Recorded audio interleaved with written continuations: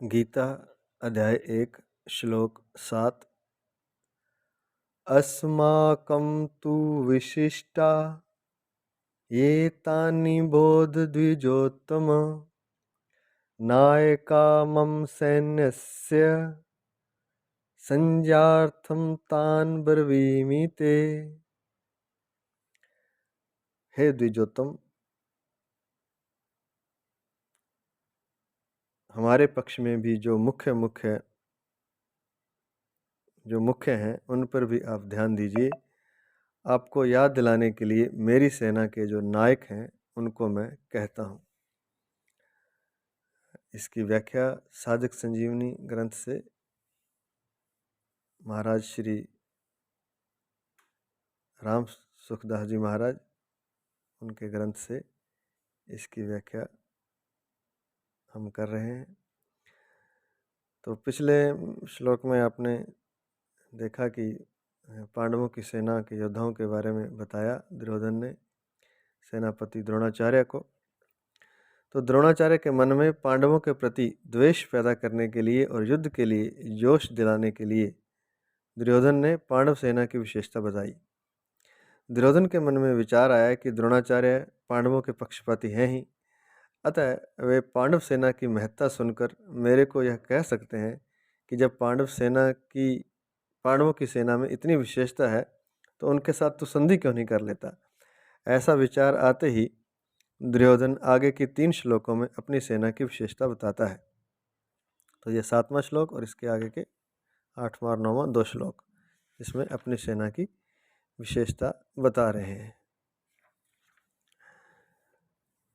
तो पहला जो व्याख्या है 7वें श्लोक की शब्द है अस्माकं तु विशिष्टा ये तानि बोध द्विजोत्तम। दुर्योधन द्रोणाचार्य से कहता है कि हे द्विज श्रेष्ठ, जैसे पांडवों की सेना में श्रेष्ठ महारथी हैं, ऐसे ही हमारी सेना में भी उनसे कम विशेषता वाले महारथी नहीं हैं। प्रत्युत उनकी सेना के महारथियों की अपेक्षा ज़्यादा ही विशेषता रखने वाले हैं, उनको भी आप समझ लीजिए।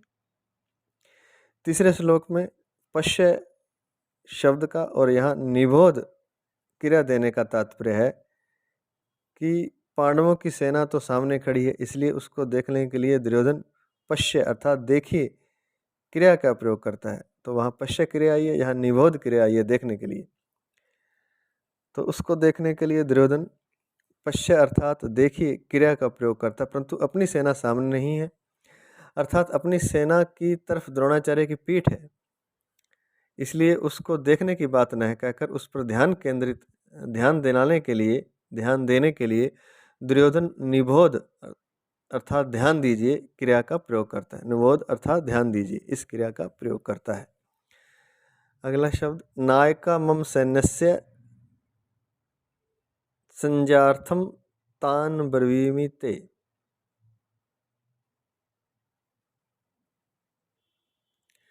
मेरी सेना में भी जो विशिष्ट सेनापति हैं, सेना नायक हैं, महारथी हैं, मैं उनके नाम केवल आपको याद दिलाने के लिए, आपकी दृष्टि उधर खींचने के लिए ही कह रहा हूँ। इसको संज्ञार्थम भी कह सकते हैं, वैसे आम भाषा में इसको संज्ञार्थम कहते हैं। ज्ञ जिसको कहते हैं ज्ञ होता है।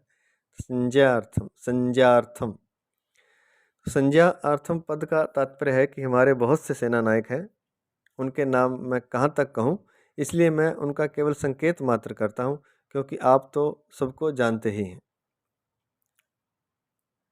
इस श्लोक में दुर्योधन का ऐसा भाव प्रतीत होता है कि हमारा पक्ष किसी भी तरह कमज़ोर नहीं है, परंतु राजनीति के अनुसार शत्रु पक्ष चाहे कितना ही कमज़ोर हो और अपना पक्ष चाहे कितना ही सबल हो, ऐसी अवस्था में भी शत्रु पक्ष को कमज़ोर नहीं समझना चाहिए और अपने में उपेक्षा, उदासीनता आदि की भावना किंचन मात्र भी नहीं आने देनी चाहिए। तो दूसरे की सेना चाहे कमज़ोर ही हो तो भी उसको कमज़ोर नहीं समझना चाहिए, सामने वाले शत्रु को कभी कमज़ोर नहीं समझना चाहिए और उसके प्रति उपेक्षा या उदासीनता का भाव नहीं लाना चाहिए।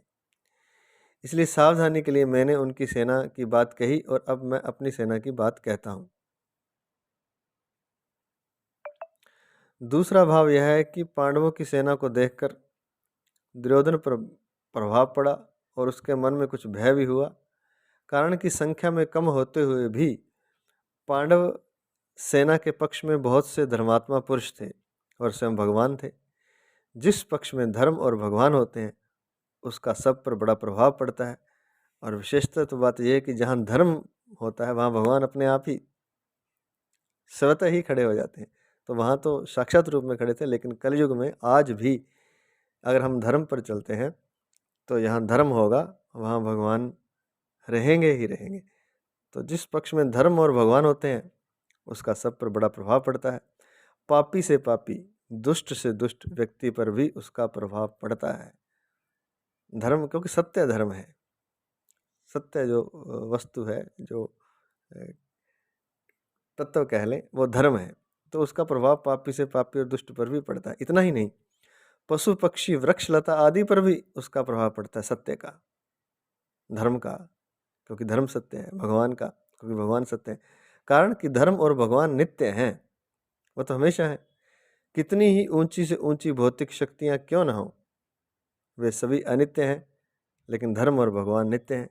इसलिए दुर्योधन पर पांडव सेना का बड़ा असर पड़ा, परंतु उसके भीतर भौतिक बल का विश्वास मुख्य होने से वह द्रोणाचार्य को विश्वास दिलाने के लिए कहता है कि हमारे पक्ष में जितनी विशेषता है उतनी पांडवों की सेना में नहीं है, अतः हम उन पर सहज ही विजय कर सकते हैं। अगला श्लोक भी इसी प्रवचन में ले लेते हैं। भवान भीष्मश्च कर्णश्च कृपश्च स्मृतिञ्जयः अश्वत्थामा विकर्णश्च सोमदत्तिस्तथैव च।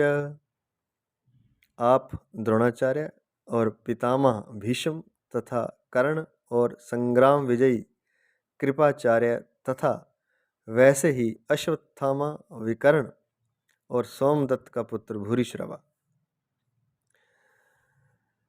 व्याख्या। प्रातः स्मरणीय परम वंदनीय महाराज श्री राम सुखदास जी की पुस्तक साधक संजीवनी से, भगवान भीष्मश्च, आप और पितामह भीष्म दोनों ही बहुत विशेष पुरुष हैं। आप दोनों के समकक्ष संसार में तीसरा कोई भी नहीं है। अगर आप दोनों में से कोई एक भी अपनी पूरी शक्ति लगाकर युद्ध करे तो देवता, यक्ष, राक्षस, मनुष्य आदि में ऐसा कोई भी नहीं है जो कि आपके सामने टिक सके। आप दोनों के पराक्रम की बात जगत में प्रसिद्ध ही है।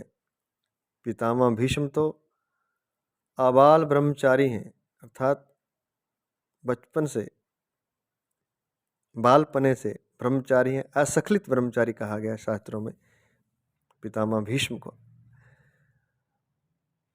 असखलित ब्रह्मचारी, और जिनके वीर्य का कभी पतन हुआ ही नहीं, स्वप्न तक में भी नहीं, जब से उन्होंने जन्म लिया, तो उनको कहते हैं असखलित ब्रह्मचारी। तो पितामह भीष्म तो आबाल ब्रह्मचारी हैं और इच्छा मृत्यु हैं, अर्थात उनकी इच्छा के बिना उन्हें कोई मार ही नहीं सकता। ऐसा द्रोणाचार्य को दुर्योधन बता रहा है, कह रहा है। महाभारत युद्ध में द्रोणाचार्य धृष्ट द्युम्न के द्वारा मारे गए और पितामह भीष्म ने अपनी इच्छा से ही सूर्य के उत्तरायण होने पर अपने प्राणों का त्याग कर दिया। अगला शब्द है कर्णश्च। कर्ण तो बहुत ही शूरवीर है। मुझे तो ऐसा विश्वास है कि वह अकेला ही पांडव सेना पर विजय प्राप्त कर सकता है। उसके सामने अर्जुन भी कुछ नहीं कर सकता, ऐसा वह कर्ण भी हमारे पक्ष में है। ऐसा दुर्योधन ने बड़े जोश के साथ कर्ण की प्रशंसा करते हुए द्रोणाचार्य जी को कहा। कर्ण महाभारत युद्ध में अर्जुन के द्वारा मारे गए। अगला शब्द कृपश्च स्मृतिञ्जयः। जयः, कृपाचार्य की तो बात ही क्या है। वे तो चिरंजीवी हैं, हमारे परम हितैषी हैं और संपूर्ण पांडव सेना पर विजय प्राप्त कर सकते हैं। तो 8 चिरंजीवी शास्त्रों में बताए गए हैं। अश्वत्थामा बलिर्व्यासो हनुमानश्च विभीषणः कृपः परशुरामश्च सप्ततैते चिरंजीविनः। अश्वत्थामा, बलि जिनसे पूरी पृथ्वी मांगी थी भगवान ने, वेद व्यास जी जिन्होंने सारे ग्रंथ लिखे हैं सनातन धर्म के, हनुमान जी, विभीषण, विभीषण भी चिरंजीवी हैं, आज भी हैं वे, रावण के भाई विभीषण। कृपाचार्य, अभी जिनकी बात चल रही है, कृपाचार्य जी जो कि गुरु थे पांडवों के, कौरव पांडवों के। परशुराम और मार्कंडेय, ये 8 चिरंजीवी हैं।